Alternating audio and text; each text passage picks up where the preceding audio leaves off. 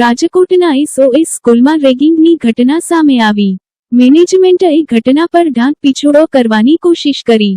બનાવની વિગત એવી છે કે ગીર સોમનાથ જિલ્લાના સુત્રાપાડા તાલુકાના ખંભાળા ગામના પ્રવીણભાઈ વાળાનો પુત્ર જયમીન વાળા Rajkot state school of science Khambhala તાલુકો પડધરીમાં બોર્ડિંગ સ્કૂલ આવેલ છે, જ્યાં 12મામાં અભ્યાસ કરતો હતો। ગત તારીખ 9 માર્ચના રોજ અમુક વિદ્યાર્થીઓ દ્વારા તેને પોતાના રૂમમાં કામ છે તેમ કરી બોલાવી ત્યાં હાજર રહેલ 5 થી 6 વિદ્યાર્થીઓએ તેમને જ્ઞાતિ પ્રત્યે હળધૂંત કરી જયમીનના કપડાં કાઢી અને વચ્ચે બેસાડી ફરતા એ લોકોએ પટ્ટાથી ઢોર મારતા જમીન હતપ્રભ થઈ ગયો હતો।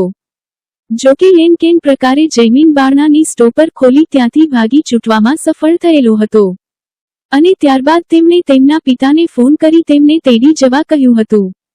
તેમના પિતા તેડવા આવતા સમગ્ર ઘટના સામે આવેલ હતી। આ અંગે મેનેજમેન્ટની વાત કરતા મેનેજમેન્ટ તરફથી સંતોષકારક જવાબ ન મળ્યો હતો અને આ કાર્યમાં જે લોકો જવાબદાર વિદ્યાર્થીઓ હતા તેમને મેનેજમેન્ટ દ્વારા ઘરે મોકલી દેવાયા હતા।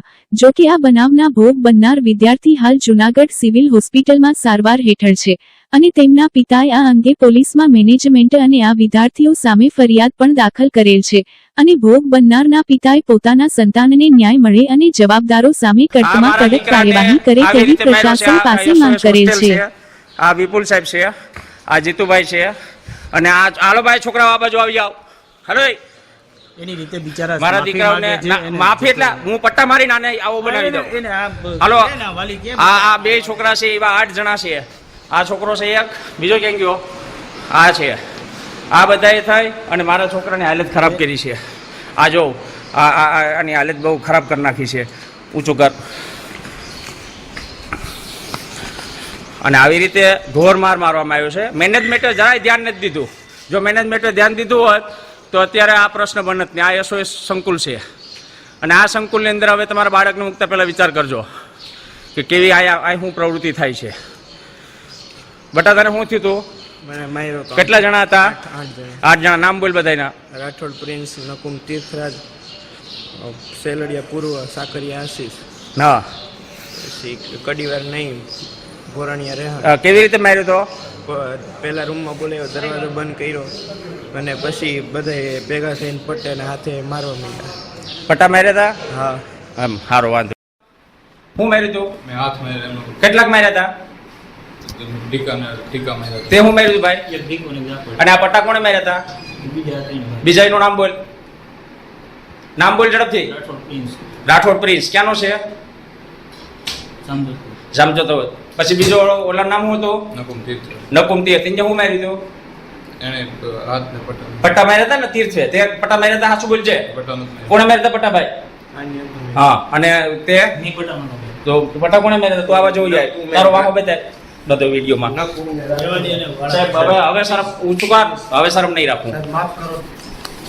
આ મારો દીકરો છે જયમીન, એને SOS સ્કૂલ છે સાયન્સ, એમાં છોકરા આ છે એની ટોળકી છે આખી, એને માર્યો છે।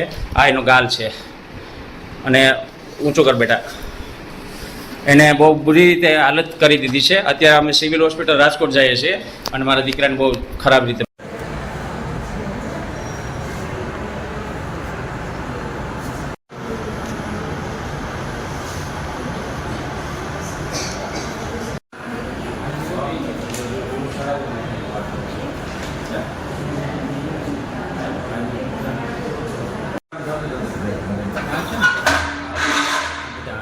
સાઠા છે બધા મેળવી આ બધા પેટ જેટલું ઓછું પેટ આ બધીમાં મેળવ્યું છે ને। હા આ બધા ચડી પહેરીશ, ખોલમાં પીધો ચડી પહેરીશ।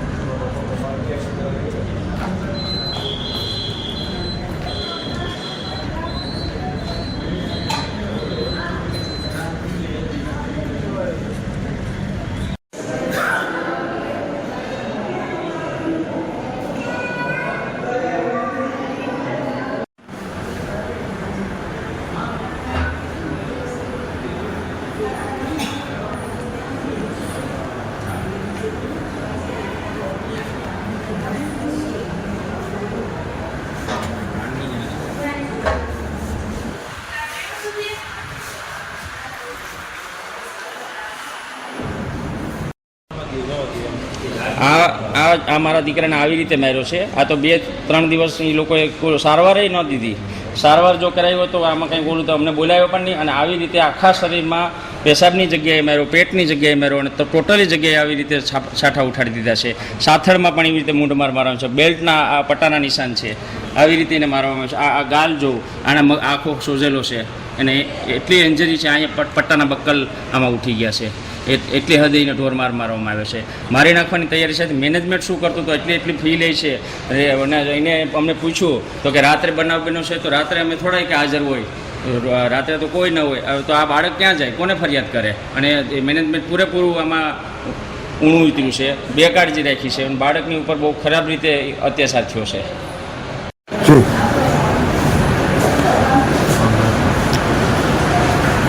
ઓકે, મારું નામ જમીન પ્રવીણભાઈ વાળા છે. હું SOS ખંભાળા સ્કૂલમાં ભણું છું. ત્યાં મારી સાથે મને ઢોર મારવામાં આવ્યો છે. ત્યાં મને એક રૂમમાં બોલાવી 7 થી 8 છોકરાએ પટ્ટા દ્વારા મારવામાં આવ્યો છે. એ લોકો કહેતા હતા કે તું આવી જ્ઞાતિનો છું, તારે અહીં રહેવાય નહીં, તું જેઠું છે, તારે અહીંયા રહેવાનું હોય નહીં, તું લાયક નથી ને એમ કરીને બધાય પટ્ટાથી ને મને રૂમમાં દરવાજો બંધ કરીને મારવામાં આવ્યા. તો હું માની કે બધું મને મારી નાખવા ઈચ્છતા હતા. કઈ નિશાળ હતી? SOS ખંભાળા, ક્યાં? રાજકોટ. બરાબર. અને એનું મારવાનું કારણ શું હતું? મારવાનું કારણ મારો ભાઈબંધ હતો, એ મને ભેગા રહેતા એને એને વાંધો હતો. એનો ખાર મારા ઉપર ઉતારી મને છેતરીને બોલાવવામાં આવ્યો. મને ખબર નથી કે ત્યાં બોલાવવાનું આ કામથી, બાકી હું જાતે નહીં. એમ કરીને મને મારવામાં આવ્યો. કોણે બોલ્યો? નકુમ તીર્થરાજ, રાઠોડ પ્રિન્સ, સેલડિયા પૂર્વ, સાકરિયા આશીષ, કડીવાર નહીં.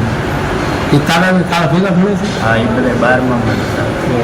છાત્રાલયમાં શું કે નિશાળેમાં આવ્યા? હોસ્ટેલમાં હોસ્ટેલનું નામ આપ્યું છે?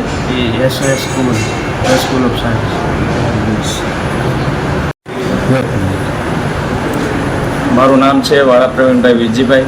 હું પ્રાથમિક શાળામાં શિક્ષક તરીકે ફરજ બજાવું છું. આ ભોગ બનનાર મારો દીકરો છે અને school of science Khambhala Rajkot ભણે છે. અને એણે 10 તારીખે પેપર પૂરા થયા પછી મને ફોન કર્યો કે પપ્પા તમે મને લઈ જજો. કાંઈ બીજું કંઈ બોલ્યો નહીં. અને હું ત્યાં ગયો તો આને 9 તારીખે રાતના 12-1 વાગ્યા પછી એટલે 10 તારીખે એને માર્યો. પણ મેનેજમેન્ટે મને 2 દિવસથી પણ આને આવી રીતે થયું પણ મેનેજમેન્ટ દ્વારા કોઈ મને જાણ કરવામાં આવેલ નહીં. હું ત્યાં ગયો પછી મને આની ખબર પડી કે આની આવી હાલત કરી નાખી. પૂરી રીતે નિર્દયતાથી બર્બરતાથી એને મારવામાં આવ્યું છે. અને જ્ઞાતિ વિશે એ લોકો વારંવાર ટોર્ચર કરતા, રેડો છે ને આવો છે ને તારે ભણવાનું નથી ને એને બસમાં હેરાન કરતા, એની રિસીપ ફાડી નાખવાની કોશિશ કરતા, એનું 12 સાયન્સનું આખું વર્ષ ફેલ કરતા. અને મારા બાળકને એવી રીતે એને ટોર્ચર માનસિક રીતે હાલત કર્યું કે એ મને જાણ કરી શકે એવી સ્થિતિમાં નથી. અને ત્યાંનું મેનેજમેન્ટ એટલું નબળું અને એવી રીતે પુરવાર થયું છે કે એના ટ્રસ્ટીઓ પણ મને વ્યવસ્થિત રીતે સાંભળ્યો અને ત્યાં મારી સાથે એવું વર્તન કરવામાં આવ્યું છે.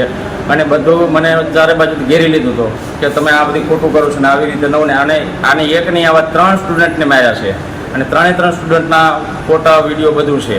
અને આ છોકરાને તો દાખલ કરવા દેવા માગતા નહોતા. અને 2 દિવસથી એને સતત માર્યો હતો પણ કોઈએ એને સારવાર કે દવાખાનું કરાવ્યું નહોતું. અને મારે છેલ્લે ત્યાં મારી જાનને જોખમ ને સલામતીનો પ્રશ્ન હતો એટલે હું રાજકોટથી તાત્કાલિક ભાગી અને જુનાગઢ સિવિલમાં આવ્યો છું. આવી રીતે થયું. આ કઈ જગ્યાએ મેળવ્યો? અને સ્કૂલ ઓફ સાયન્સ હોસ્ટેલ છે ખંભાળા, અને ત્યાં સ્કૂલ અને હોસ્ટેલ બંને સાથે છે. અને વિપુલ સાહેબ પાનેલિયાના ટ્રસ્ટી છે. એણે હોસ્ટેલ છે મેન એની ઓફિસ છે, એમાં શર્ટ કાઢી અને બધા સ્ટાફને બતાવ્યું હતું. પંકજભાઈ છે, જગદીશભાઈ છે, એણે કીધું છે કે મારા સાહેબ મારી માથે આવું બન્યું છે. પણ છતાં પણ એણે મને 2 દિવસથી એ લોકોએ મારી સાથે કોઈ સંપર્ક ન કર્યો. અને જે છોકરાઓ હતા એ નકુમ તીર્થરાજ, પ્રિન્સ રાઠોડ અને જેને નામ આપ્યા છે બધાએ, એ છોકરાઓને એના વાલીને બોલાવીને એને રવાના કરી દીધા. બાકી મને મારા દીકરાને મારી હાજરીમાં એ લોકોને કહેવું જોઈએ પણ મને એ લોકોએ કંઈ જાણ ન કરી અને આવી રીતે આને મારી અપેક્ષા છે મારા છોકરાને જે અન્યાય થયો છે, જે જ્ઞાતિનું કર્યું છે અને આનું ભણતર બગડ્યું છે, માનસિક રીતે એટલું હેરાન થયું કે પેપર નબળા ગયા છે.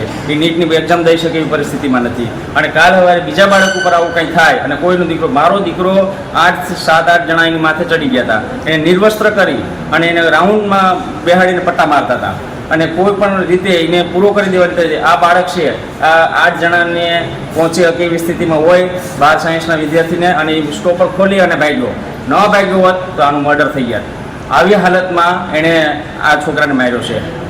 કેવી સજા થવી જોઈએ અને પૂરેપૂરી છોકરાઓને સજા થવી જોઈએ. સાહેબ તો ઉંમરનો તકાજો નડે ન નડે, પણ આની અંદર ભારે અપેક્ષા છે સરકાર પાસે અને કાયદા જે કંઈ બંધારણની જોગવાઈ પ્રમાણે કે એ લોકોને કડક સજા થવી જોઈએ. મારા દીકરાને જે કંઈ થયું છે એને પૂરેપૂરો ન્યાય મળવો જોઈએ, આ મારી અપેક્ષા છે.